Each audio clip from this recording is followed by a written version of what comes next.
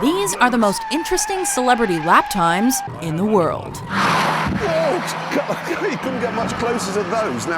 Welcome to WatchMojo.com, and today we're counting down our picks for the top 10 celebrity guests on Top Gear. For this list, we'll be looking at memorable guests, noteworthy laps, and general automotive finesse in Top Gear's Star in a Reasonably Priced Car segment. That's a nice gearbox. What is that? What gear am I in? Flat through there. Laps posted in all 4 of the series cars, the Suzuki Liana, the Chevrolet Lacetti, the Kia Ceed, and Vauxhall Astra will be considered. Guests of all sorts are up for contention. However, F1 drivers will be excluded, as they are, and were, a list unto themselves. Here he comes, just flies through there across the line. Number 10, Jimmy Carr. That is quite a lot quicker. You're 3 seconds quicker, aren't you? Yes, I am. Revealing himself to be a serial Rover owner, Carr was absolutely reckless during his first Top Gear appearance. Yeah, there you go. Whoa. Yeah, there you go. With a style that was innovatively bad, Jimmy fluked his way to the top of the leaderboard, but later learned what the Stig really thought of his driving. The Stig did say that he's never met anyone who, and I think he put it, dicks about as much as you. We had a laugh. Lack of skill aside, Carr remained the show's fastest man in the Liana until it was retired. Happy in mid-table, I would have thought. Happy in mid-table. Well, you did it, actually, in 1:46.9. Later attempts were much less impressive, nearly rolling the Lacetti. The 8 out of 10 Cats host recorded what would be the Chevy's second worst lap time, 2 minutes and 8.91 seconds. He's lost it. He's got it back. He's lost it. He's held it. It's huge. It's huge. He's gone. He's gone on his timed lap. Carr almost redeemed himself in the Astra, setting a time of 1:45.6, but proved to be as hopeless as ever when he broke the car and destroyed one of its tires. I think I might have broken the car. Number 9, Michael Gambon. You're a huge success. I mean, I'm a household name now because of that corner, Gambon corner. Everyone knows me. Many people have rolled, bailed, and slid through the final turn, but Michael Gambon was first. Formerly named Carpenter's Corner, the turn was permanently renamed in Gambon's honor when he came through it on 2 wheels.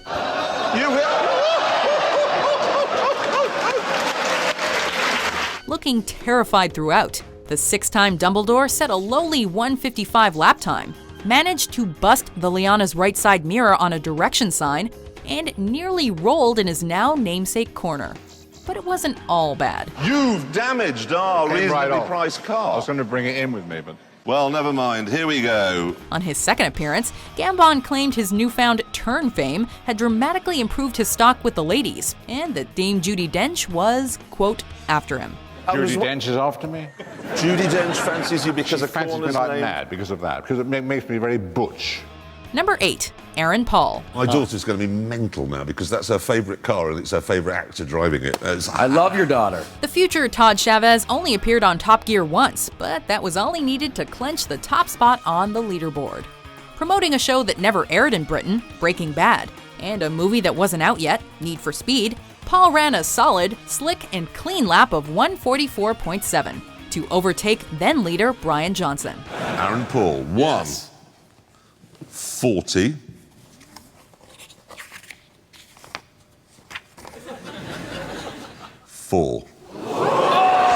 The former Jesse Pinkman overcame a, quote, brutal start and received cheers for calling the Vauxhall Astra bitch. Come on, you bitch. Yep, Paul's Top Gear appearance is likely more memorable for its interview than the actual lap. Undramatic as it may have been, Paul's time was only beaten twice by the end of the Clarkson era. I mean, I would like to be, towards the top, but I just... Oh, but that's the 1:45 region. Yeah, I mean, I don't know. That's... Well, do you know, I was just about to say, well, Jesse Pinkman, but I won't. Number 7, Tom Cruise. What if we'd actually killed you? By Series 15, and possibly due to Jonathan Ross's dismissal from the BBC. Plenty of people don't care about expensively tailored clothes. Fine, you don't have to care about your clothes, but go too far and that's what you end up with. Top Gear had the swagger to pull in internationally known A-level guests. In its 15th series, They bagged both Tom Cruise and Cameron Diaz. Sitting here, it's almost like I've been joined by the genetic blueprint for the human race with these two. What do you think? Although both committed cardinal sins in the court of Clarkson, Cruise was a biker and Diaz a Prius owner, they made up for it on the track.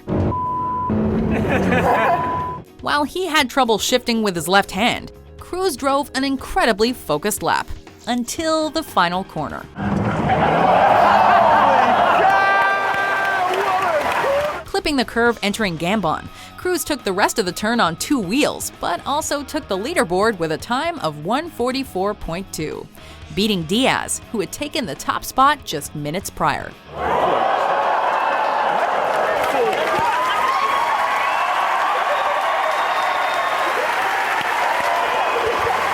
Number 6, Ellen MacArthur. The thing is I want to talk about the Southern Oceans, okay? How big are they?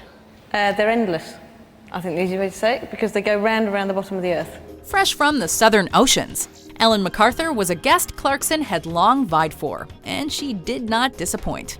Already the fastest person to sail around the world, MacArthur became the fastest celebrity to ever post a time in the Suzuki Liana. Not speaking to the in-car camera, Dame Ellen ran a series of smooth, consistent laps. Corner that's beautifully cut, smooth as silk, that one is, Gambon. MacArthur, however, had firm doubts about her performance and begged producers for more laps, which they denied her as she had already beaten then-leader Jimmy Carr's record by 0.2 of a second. You did it in 1 minute, 46.7. You've done it! Despite rarely being on land, let alone in a car, MacArthur's time of 1:46.7 remained the fastest celebrity lap until the Liana was retired. Your life is now complete. Ladies and gentlemen, Ellen MacArthur! Number 5, Brian Johnson.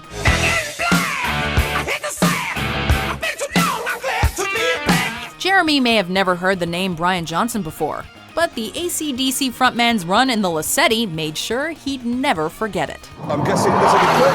It is! And now we're coming up to the second to last corner. That's beautifully done. One of the few times he was seen without his signature newsboy cap. Johnson's style was described by Clarkson as, quote, smooth and violent. Stabbing that one in nicely through. Oh, I say, that was good. Johnson ran his motor clean through Bacharach Bend, but shook it all night long, coming out of Gambon. Scoring slightly behind lap leader J.K., Johnson became an instant friend of the show and was given the honor of cutting the ribbon on the Astra in Series 20. We'll cut the ribbon thanks to Brian Johnson. In 3, 2, 1, go! It's got stuck in the You car. stupid idiot.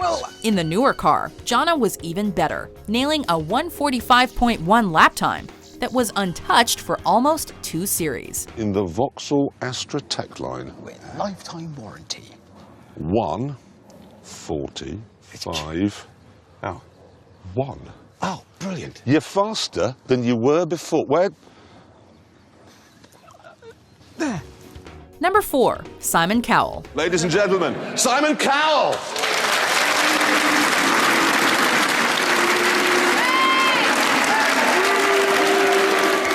Mr. Nasty's Top Gear debut was met with boos, but he only gave haters more to hate. During his interview with Jeremy, Cowell confirmed he just ordered a Maybach. Yes. And was considering ordering the then new Aston Martin DB9. You know, nice, simple, everyday cars. On the track, however, Clarkson found Judge Dredd to be, quote, disappointingly good, and he was. Cowell's time of 1:47.1 was enough to take the top spot from Jody Kidd, but was also nearly 3 full seconds faster than Clarkson's own time of 1:50. I wasn't even trying. Simon's later appearance in the Lassetti was even quicker, 1:45.9, which not only saw him snatch first from Chef Gordon Ramsay, but also earned the praise of the Top Gear camera crew. The cameraman said they've never seen consistency like it in the practice. Number 3, Michael Fassbender. He's half German and half Irish. So, ladies and gentlemen, please say top of the Morgan to Michael Fassbender! with snow on the ground and the crew literally chipping ice off the penultimate corner. A solid lap time for Michael Fassbender seemed unlikely. This is the second to last corner, and it was just sheet ice. Worse still, Fassbender only owned one car in his life, a diesel Peugeot. Is it gone now? Traveling in style. I crashed it and totally sort of did it in. But behind the wheel of the mighty Kia Ceed, Magneto's younger self proved to be more than capable, with Clarkson describing his run as, quote, smooth as hell. Yep, all looking smooth as hell. Sweating like a cornered nun. Sweating like a cornered nun? That smoothness ultimately translated into a 142.8 lap time, which, while not enough to take the top position, was never beaten for the remainder of the Ceed's lifetime. Fastest time we ever had. Number 2, Rowan Atkinson. Couldn't they borrow my most prized possession? I know. For some reason, I trusted you more than most people trust you, Jeremy. It wasn't it. Although he had previously lent his McLaren F1 to the show, 16 full series had gone by before Rowan Atkinson finally made an appearance on Top Gear. Give another one. The imperiousness one gets from a Range Rover. Ah, right, okay. Promoting the yet-to-be-released Johnny English Reborn and its Rolls-Royce Phantom, Atkinson discussed V16 engines and his own car history with Clarkson. He also confessed that he was worried his driving skills wouldn't live up to expectations. A chirp like you were using launch control. Okie-dokie. There we go. Turns out he had nothing to worry about. Taking an F1-like line around the track in the Kia Ceed, the Blackadder did what Clarkson thought to be impossible. He beat Johnny Bishop by over half a second. That's the new fastest man we ever had round our track. Before we unveil our number 1 pick, here are some honorable mentions. Okay. I like this third gear business. They don't call it water lightning for nothing.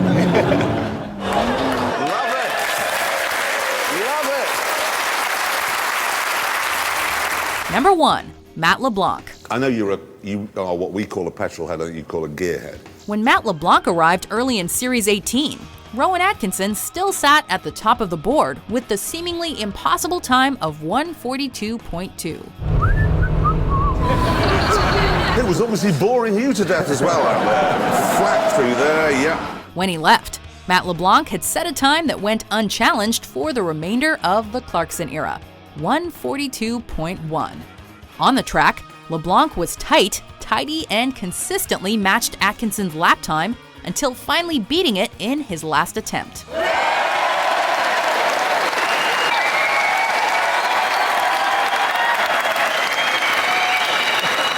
Of the guests that followed, only F1 driver Daniel Ricciardo was able to come anywhere near his lap time, although he was driving the Liana. Staggering.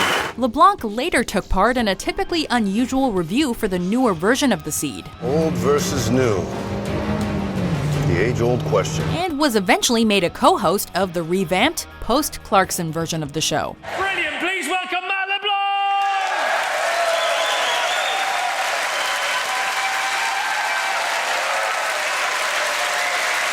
Matt LeBlanc, everybody! Do you agree with our list? Who was your favorite star in a reasonably priced car? Come on, baby. Come on. Yeah. For more late-breaking top 10s published every day, be sure to subscribe to WatchMojo.com.